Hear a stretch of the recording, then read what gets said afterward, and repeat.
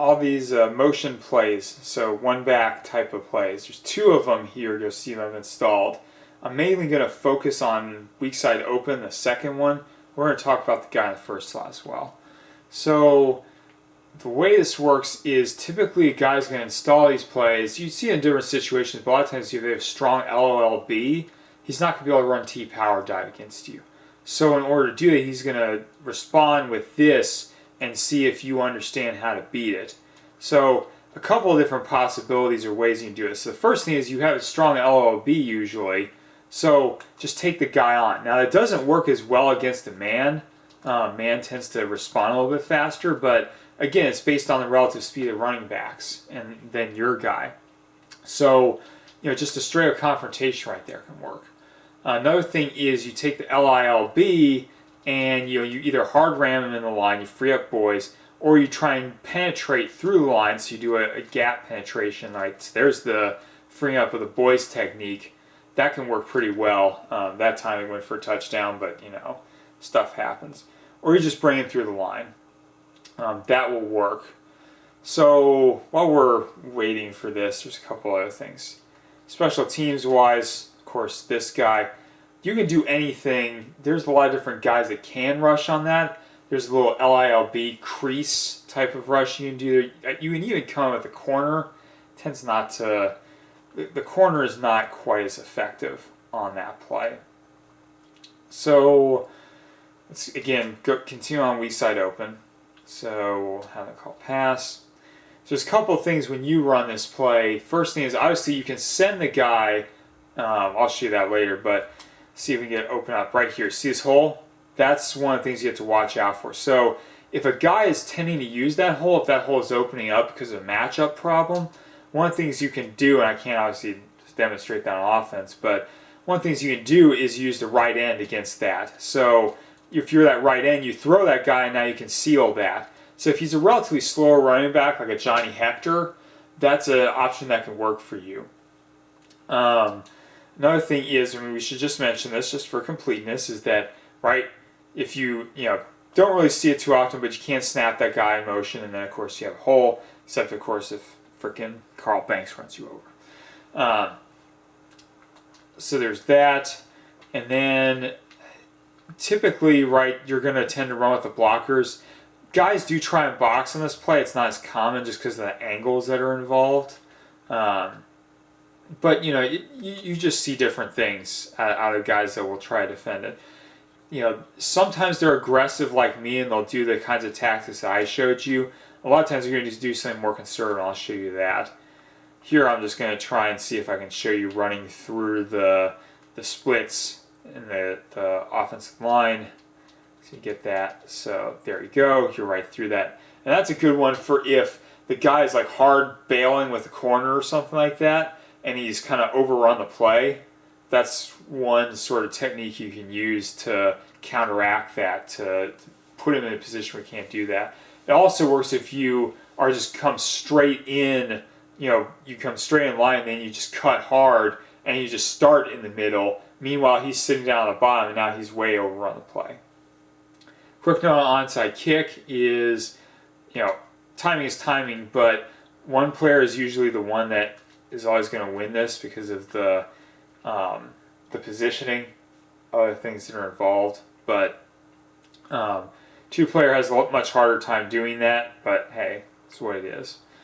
So now let's go run this guy. This is going to be more kind of conservative looks you're going to tend to see. So first thing I'm going to use RCB, right? RCB can just run like Dickens down there, and in that case, right, because they got the LOB, some other guys down there, he just he wins this matchup, and you get a free blocker. So another thing to watch, right, is RLB. What is he doing, right? This is what the programmers do when they're trying to get rid of guys. So obviously the RLB is the natural for if you're going to try and defend this play, that you want to put him back into play. And again, now you can hard cut this, right? It's a similar dynamic to all the hard cuts where you got to make sure that the pulling guard here is going to come upfield. So he's going to come in upfield, right? Oops, knocked in the line. That wasn't very smart. So the guy that's resetting on here, I think I misspoke when I called him the guard. Let's see who he actually is. Yeah, more like tight end probably. But again, you can hard cut into it if you see that motion. Now, in this particular case, you probably wouldn't be able to win quite this matchup with Daryl Tolling and Meggett, because Meggett's got 56 maximum speed. He's going to tend to approach it a little bit more directly, right? You see, he runs down as a CPU. So you're not going to be quite that effective in a real game. But again, let's say he's got a much faster matchup than you do. Again, you can still come out wide, right? You just have to make sure that center, if that center comes free, because he comes free a lot, just got to make sure to watch out for him. But again, right? Conservative play. Just keep it from being too bad. So that's pretty much the kind of weak side open concepts there. Again, you can use other things. You can use safety here. You can blow up the guy. So you see the wide receiver will come in and they'll do a cut block. You can use, I can't do it here with the Bills because Smith's not going to be able to do it, but right, you can blow guys up. You can take on the guy. It just depends on the matchup. Again, if you see in the personnel matchup that the guys tried to use one of these wide receiver tight end deals, that's a play that you can just exploit on him again and again and again and again. So let's talk about the other play here. I barely even remember its name, so that's my bad. I didn't do a good job preparing for this video like all the videos. But anyway, so we're gonna run this first play here. Again, some guys just really hate run, shoot, sweep left that much. I don't understand why, but they do. So it's pretty much a similar play. The key thing is the motion on the bottom. You'll notice there's a little bit of change in the blocking. It's a little bit wider open than the weak side open. That can give you some opportunities, but again, it's better if if you can out tap the opponent. It tends to be a little bit better. Here, I think you're seeing a lot of atypical knocking on guys that tends not to actually happen in real life. But again, it's similar concept, similar play. Notice here you got the wide split. That's really nice.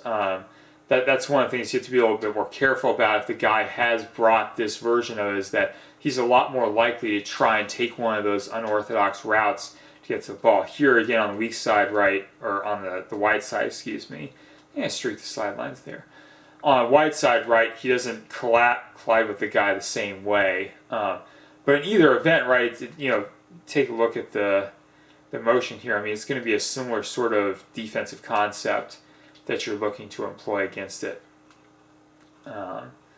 Now, there is another thing where you can take, you see right there, again, RLB is useless, but if you have a great RLB, you can run him, if you have the right matchup, you can run him back behind the line of scrimmage, come all the way back around on it, and then you can get yourself in a position to make a play directly on him right there. And I kind of cheated on that because of stuff. Here I'm going to try and show you, finish off this video. We'll go back to the LILB lane penetration. It doesn't always work with teams. Again, it's going to depend on matchups and timings and things like that. But here, right, you see you got a little space there. Now, assuming that part of the line can hold up, which is always the tricky part, with that, guys. Sometimes he'll come out and he'll wreck your shop, and sometimes he won't. It's also going to depend on if you're calling a run versus a pass, right? Obviously, calling a run, it gets a little bit better. That wasn't great. I freed him up instead of actually going through the line. Again, the LILB technique tends to work a lot better.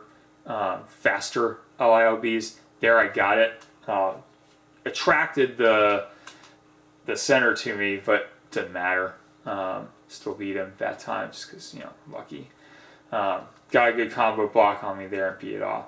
And that's why, again, people tend to play this one conservatively, which is why people tend to install this play, is because if a guy is going to play conservatively against it, well, if it was that or the T-power dive that they're just going to LLB dive out of existence, obviously that's going to be a much better play, even though you are tipping it. But again, you have to be sensitive to the matchup of how fast your running back is, the blocking up front on your offensive line, your tight end position, versus that of the opponent, because if they're going to be able to take that edge down, there's just not a whole lot you're going to be able to do about it at that point. But if you can, again, hold that edge area there, you do have a number of options that you can use with this play. Anyway, hope you enjoyed this video. Leave your feedback as always, and I'll see you next time.